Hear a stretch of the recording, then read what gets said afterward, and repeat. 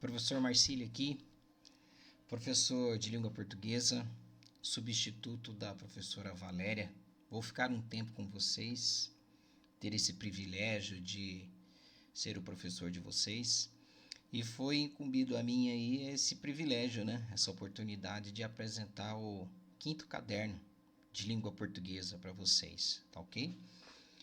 Então eu gostaria de dar início à apresentação desse caderno, já com um texto muito bem elaborado, né, pelos professores de língua portuguesa, que é o texto 1 chamado Eu Sou Malala, ok?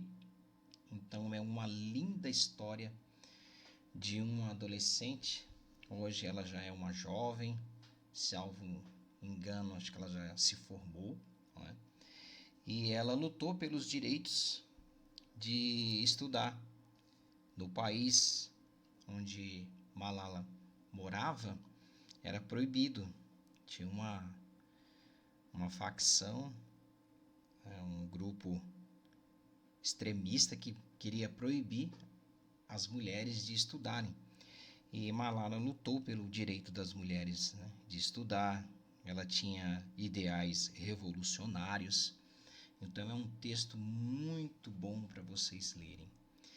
Eu deixo uma dica aqui para vocês. Não fiquem só na leitura do texto também. Vocês podem ir à internet e existem muitos vídeos contando da biografia de Malala. Uma adolescente que lutou pelos seus sonhos, pelos seus ideais, pelo direito da mulher de lutar, de estudar, de vencer. Então é uma linda história. Aconselho você a não ficar somente aqui na leitura desse texto.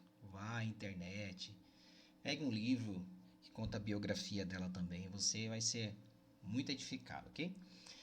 Então nós temos o texto aqui da Malala contando quem é essa jovem. Lembrando que aqui é um texto pequeno, em vista de toda a vida dela, não é? É um breve resumo e você vai ter a oportunidade de conhecer, né? Se você já conhece, você vai relembrar algumas coisas, e se você não conhece a Malala, você vai ter o privilégio de conhecer essa jovem, ok? Então, lembrando, o texto, pessoal, você deve ler leia duas, se necessário, leia 3 vezes, para você tomar o conhecimento do contexto do texto, ok? Perceber as entrelinhas, para você ter uma melhor leitura e interpretação do texto. Não fique preocupado em ter que responder rápido, fazer rápido, não é? Você tem tempo, você vai ter a oportunidade de fazer a leitura desse texto 1 a 2 vezes, ok? Terminando aqui a leitura, nós temos na página 2, né? Olha só, é o fim do texto. Então, temos aqui o final do texto. Quem é Malala, né? Malala sou eu e esta é a minha história, certo? Então, aqui termina o texto. E aqui nós temos um breve dicionário, né? Por assim dizer, afirmando o que é muezzin, rickshaw, quem é Malala, não é? Olha aqui, ó, Malala nasceu em 1997, no início de 2009, com 11 para 12 anos de idade. Ela escreveu um blog, né, com um pseudônimo, né, ou seja, um outro nome, se identificando como uma outra pessoa, né, para a BBC de Londres. E ela relatava sobre o regime do Talibã, que era esse pessoal que não queria que as mulheres tivessem ideais e nem o direito de estudar, né? O máximo que ela conseguia naquela época ou era ser médica ou dona de casa, se eu não estou enganado, tá ok? Então Malala lutou contra isso. Então tem o que é o Talibã, né, que é conhecido hoje como um movimento político e religioso radicalíssimo. E nós temos aqui o hijab, a burca, falando sobre como a mulher, o porte da mulher no Oriente, tá ok? E na página 3 começa a nossa interpretação de texto. Nós temos aqui, ó, o texto 1, a primeira questão. O texto narra os acontecimentos que precederam um fato decisivo na vida de Malala. Qual é este fato? Ou seja, o que aconteceu que desencadeou toda essa história, esse acontecimento na vida de Malala? Que ato foi esse? Qual foi o fato? Ok? A número 2 é o seguinte: apesar de a escola ser próxima da casa de Malala, ela começou a ir de ônibus para a escola a partir do início de 2012. Leia quem é Malala. Só vou voltar ali, pessoal, olha aqui, ó. Tem aqui no finalzinho, olha aqui, ó, quem é Malala, ok? Então nós temos aqui, você vai fazer essa leitura aqui, quem é Malala, e aí você volta lá para a questão 2, ó. Apesar da escola ser próxima da casa de Malala, ela começou a ir de ônibus para a escola a partir do início de 2012. Leia quem é Malala e responda: o que explica essa mudança na rotina da menina? O que aconteceu, não é, para que ela tivesse uma rotina de vida alterada? Não é? Ela, por exemplo, no início ela ia, como o texto mesmo fala, né? Ela ia a pé. Depois ela passou a ir de ônibus. O que aconteceu? Qual que era o posicionamento que ela tinha? E devido a esse posicionamento, quais eram as consequências, né? O que ela poderia sofrer, tá? Então você vai encontrar lá naquela parte quem é Malala, ok? A terceira questão é o seguinte: tínhamos recebido ameaças o ano inteiro. Algumas estavam nos jornais, outras vinham na forma de bilhetes ou de mensagens transmitidos pelos moradores, conta Malala. De quem partiram as ameaças? Então, qual era o grupo extremista que começaram a mandar bilhetes, né? Começaram a mandar mensagens para Malala? Quem era esse grupo? Ok? Quem era esse pessoal? A quarta questão: Malala tinha medo do que poderia acontecer? Justifique sua resposta com elementos do texto. Então, ela tinha medo, ela continuou a sua vida normalmente ou ela tomou algumas precauções? Teve a sua vida alterada? Sim ou não? Lembrando que a sua resposta tem que ter a justificativa com elementos do texto. Então você tem que voltar ao texto e pegar elementos do texto, ou seja, fragmentos do texto, e colocar na sua resposta. Não é uma resposta de apenas sim ou não, ok? Você tem que justificá-la pegando elementos do texto, ou seja, fragmentos, partes do texto para embasar a sua resposta, ok? A quinta questão: Malala se destacou em seu país por causa, principalmente, de sua luta pelo direito de as mulheres estudarem.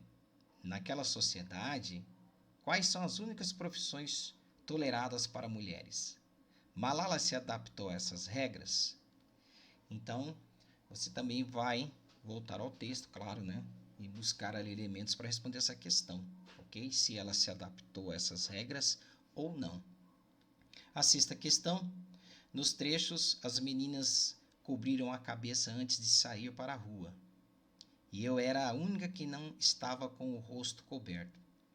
Que outra regra religiosa se percebe nesse hábito das meninas? Infira. Malala concordava com essa outra regra? Justifique sua resposta. Então, nós sabemos que é uma sociedade que tem certos costumes, né, e as mulheres têm uma maneira única de vestimenta, né, de se vestirem e tal. E Malala concordava com isso, sim ou não? Justifique suas respostas, ok? Então, você tem que ir no texto, dar uma olhada, explicar, se possível pegar fragmentos do texto e colocar aqui, tá bom? O segundo texto é muito interessante também. Nós temos o desaparecimento dos animais. É um texto que nos leva a refletir sobre essa questão da harmonia, né, do cuidado com a natureza, né, dessa interação do homem com os animais, com as florestas, né? Todos eles convivendo em harmonia, né? É um ideal, não é retirar das plantas apenas os frutos necessários, não é? Para que elas continuem frutificando, viver em harmonia com animais, né? Cuidar do meio ambiente em que nós vivemos. É muito interessante esse texto. Sugiro a você fazer a leitura 2, 3 vezes desse texto, refletir profundamente, não é? Porque nós estamos vivendo momentos difíceis, não é? A nossa sociedade, no caso o Brasil, também passa por um momento terrível, né? De uma pressão de todos os países, né? Dizendo que o Brasil tem que cuidar das suas florestas, né? Ser mais zeloso nessa questão. Então, será um texto bastante reflexivo para cada um de nós, né? Então, nós temos aqui do segundo texto, nós já partimos para a sétima questão, que é o seguinte: o autor propõe ao leitor que imagine uma cena para que ela funcione como um ideal a ser alcançado, uma fantasia que nunca se realizará, um objetivo a que se deve dar as costas, uma finalidade de grupos religiosos ou uma mensagem de fraternidade cristã. Então, o que o autor quer aqui nessa pergunta? Ele quer que você identifique, através da leitura do texto, qual é a cena, não é? Olha só, o autor propõe ao leitor que imagine uma cena para que ela funcione como. Tudo que ele propõe aqui para você é um ideal a ser alcançado? Ou é uma fantasia? Um objetivo que você deve dar as costas? O autor quer que você compreenda qual foi a mensagem que ele quis passar aqui nesse texto de 3 parágrafos aqui, ó. Ok? Então você vai assinalar apenas uma resposta, ok? Apenas uma resposta é a correta. A número 8 diz o seguinte. Vamos lá. Homens, animais, florestas e oceanos convivendo em harmonia. Na continuidade do texto, o autor mostra que, então ele pegou um fragmento do texto, colocou aqui, né? Olha aqui. E ele quer que você entenda o seguinte: o que o autor quis mostrar? Ele esqueceu-se de referir-se aos rios? O homem é o agente desequilibrador da natureza? Os animais não matam os seus semelhantes sem motivo? A poluição do ar também tem causas naturais? Os seres vivos vivem em equilíbrio no mundo atual? Então ele quer que você entenda qual é a mensagem aqui desse texto, qual é a mensagem dessas linhas aqui que ele colocou, ok? Será que o ser humano, ele quis dizer que o ser humano se esqueceu de cuidar dos rios? Quem é o causador, né, desse desequilíbrio da natureza? Os animais não matam seus semelhantes, então você vai fazer a leitura e vai interpretar, ok? Apenas uma está correta. A número 9 diz o seguinte: os homens retiram das plantas apenas os frutos necessários. Esta parte da cena proposta pelo autor defende que não deixe para amanhã o que pode fazer hoje. Deus proverá o dia de amanhã. Se souber usar, não vai faltar. A ciência prevê para poder prover. Quem espera sempre alcança. Então essa frase aqui, ó, os homens retiram das plantas apenas os frutos necessários. O que o autor, né, está defendendo? O que essa parte da cena proposta pelo autor defende? Então apenas também uma alternativa que é a correta, ok? Então ele defende que ponto de vista? Então você vai analisar e vai responder apenas uma alternativa, ok? 10ª questão. O que o primeiro parágrafo tenta defender é o equilíbrio ecológico, a extinção dos animais, a despoluição ambiental, o reflorestamento, a proteção dos rios e oceanos. Então você vai voltar lá para o primeiro parágrafo, vai fazer uma releitura novamente, ok? E o que o primeiro parágrafo tenta defender o equilíbrio, a extinção. Será que ele fala de despoluição, reflorestamento? Então você vai buscar no primeiro parágrafo essa resposta, ok? Apenas uma alternativa é a correta. Número 11. O risco a que se refere o autor do texto com o último período do texto é a extinção dos jacarés, ariranhas e dourados, o excesso de piranhas nos rios brasileiros, a mortandade de outros peixes provocada pelas piranhas, a desarmonia populacional das espécies animais ou a falta de alimento para o povo brasileiro. Então, que risco foi esse que o autor do texto se referiu no último período, né? O que vai acontecer se o ser humano não conseguir conviver em harmonia, né, com o meio ambiente? Então, apenas uma alternativa, ok? E a 12ª, a relação entre a morte do dourado e a piranha é de causa-consequência, ou seja, a causa, claro, né, vem antes, a consequência vem depois, ok? Então, efeito e causa, agente e paciente, no caso, né, executa, o outro sofre a ação, né, ou executa e sofre ao mesmo tempo. Então, um fato, um agente, uma motivação e depois uma ação. Então, nós queremos saber essa relação. O que ele quis dizer com a morte do dourado e a piranha? Essa relação entre a morte do dourado e a piranha é do que? É de causa-consequência? Um executa, o outro sofre. Então, você vai analisar e responder apenas uma alternativa, ok? E eu vou ficando por aqui, pessoal. Qualquer dúvida, pode nos procurar no Messenger, ok?